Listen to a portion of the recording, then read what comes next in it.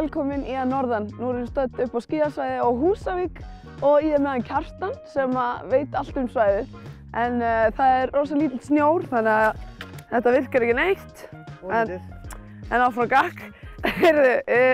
Mér langar aðeins að vita bara að nú eruð þið búin að færa skíðasvæðið frá Húsavík. Hvernig tók fólk í það? Sko við getum sagt upp að það hafi verið umdeilt. Þetta var skíðamenningin á Húsavík þannig að krakkarnir komið framandi með skíðin á bakinu í skólann og löbbuðu síðan bara í skíðabrekkuna sem var hliðin á skólann, svo gott að segja. Þannig að það var auðvitað umdeilt, en gallinn í skíðabrekkuna niður í bæ var að það var snjóleysi, eins og við sjáum í dag, þá förum við ekki á skíði í dag. Nei, og við erum upp í fjalli, lengst upp á heiði. Þannig að opnadagar kannski niður í bæ voru svona 0 til 10, getum við sagt, á vetri. En við erum búin að ná við getum sagt svona 50 dögum pluss hvern einasta vetur. En þið sjáuð meira fyrir ykkur heldur en bara skíði, ekki sagt á þessu svæði? Jú, maður þarf að tala um heilsárs útivistarsvæði. Ég segi alltaf skíðasvæði, en ég þarf að breyta heilsárs útivistarsvæði. Þegar skíðasvæði landsins almennt eru að horfa á þetta sem útivistarsvæði fyrir göngu og síðan koma náttúrulega hjólinn inn. Og eitthvað svona sem dæmi sem fyrir sunnan í Skálafelli. Það eru þeir oft með opið fleiri daga á ári í bikeparkinu sinni í hjólagarðinum heldur en fyrir skíði. Og eins og á Hlíðarfjalli þá eru menn farin að horfa möguleika með fyrir fjallahjólamennskuna sem er algjör sprengja og menn sá ekkert fyrir held ég bara fyrir 10 árum síðan. Þannig að við erum að vinna að skipulagi á svæðinu og viljum þá sjá alla möguleika í stöðunni. En hvað sjáum við meira? Því að þetta svæði, þetta er risastórt svæði og býður upp á marga möguleika. Hver eru hugmyndirnar og pælingarnar á bak við þetta? Við erum að skipuleggja svæði með amerísku fyrirtæki sem heitir SA Group og hafa skipulagt nokkur skíðasvæði hérna á landinu. Og við erum í rauninni að skoða í skíðalyftur, horfskíðalyftur, hvar þær getur verið og hvar skáli eða annað getur verið. Við erum með göngusvæði hérna fyrir neðan okkur og meiri sem þegar lögðum á stað þá erum við að horfa í möguleika fyrir ístöld fyrir hestamenn. Þannig að við reyndum bara að hafa vinkilinn rosalega breiðan. En útkoman af þessu verður vonandi bara eitthvað skipulag sem er þá til og hvort við förum í það eftir 10 ár eða 5 eða 20 eða 30, það eru bara komið ljós. En við vildum allan að vinna þetta svona frá grunni og hafa einhverja stefnu til framtíðar.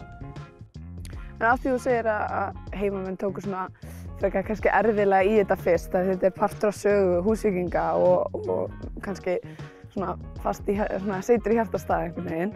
Hvernig finnst þér þetta hafa breyst? Hvernig finnst þér samfélagið hafa tekið þetta núna eftir þessi 3 ár? Mín tilfinning er bara mjög vel og það vann alveg klárlega með okkur að skíðahefðin og vetraríþróttahefðin, hún er mjög sterk hérna. Þannig að eins og ég sagði, þessa fáu daga sem voru opið niður í Skálamel sem er gamla brekkan, þá mætti allir bara í gömlu Rossignol-skíðinu sínum, þó þau verið 20 ára gömul. Fólk mætti bara skíði. Og þegar við flytjum lyftunum upp þá eru bara allir klárir. Bara fólk, fullorðna fólki kann skíði. Eins og við vitum með skíðamennskuna, þá er það svo mikið fjölskyldusport. Fjölskyldan við saman upp í fjall. Og þannig að ég held að sé komið sátt þetta og það vann klárlega með okkur og vinnur ennþá með okkur hvað hefðin og menningin er sterk. Jú, heimamenn koma, en hvað með alla hinna? Veit fólk af þessu? Nei, við höfum farið mjög rólega að auglýsa þetta. En það er kannski svona bráðum gert með að við finnum bara taktinn og við lentum í svona pínu lyftu erfiðleikum fyrsta veturinn. Bara gekk illa og svo bara að færa hann á nýjan stað. Það er allt komið fyrir vind. Já, hvað var vissinni? Hún bara sjálfur sem gekk illa, sló oft út og eins og gerir með þessa græjur. Það eru nú ég man ekki hvað árgerð hún er, ekki frá 1970. Já, ok. En hún gengur bara vel núna en við höfum lítið keyrt á að auglýsa þetta nema kannski yfir páskatímana þá hafa undanfarin ár verið gönguskíðanámskeið sem að Fosshotel hefur haldið utan um. Og þá erum við rauninni bara að viðseg, en þá fyllist hótelið af gönguskíðafólki. Og það held ég seljist bara upp nánast samstundis sem það er auglýst. Þá mæta allir á gönguskíðinu á svæðinu fyrir neðan okkur. Og það sem er svo skemmtilegt við þetta svæði að það hvernig við snúum, að við fáum þá sólina yfir okkur hérna fyrir aftan okkur, að semst yfir háveturinn þá erum við í sól og blíðu, hérna með sólgleraugun uppi og hérna, og það er kannski sérstæða þessa svæðis. Ég held að þetta sé eina svæði hérna á landinu sem að getur skartaða því að vera hérna í vetrasólinni yfir allan opnunartíma, hún hverfur ekki á bak við fjöllin hérna. Og útsýni hérna ofan af efstu brekkunni þá sér maður alveg alla leið út í Grímsey á góðum dögum. Já, þetta er gríðarlega fallegt svæði hérna.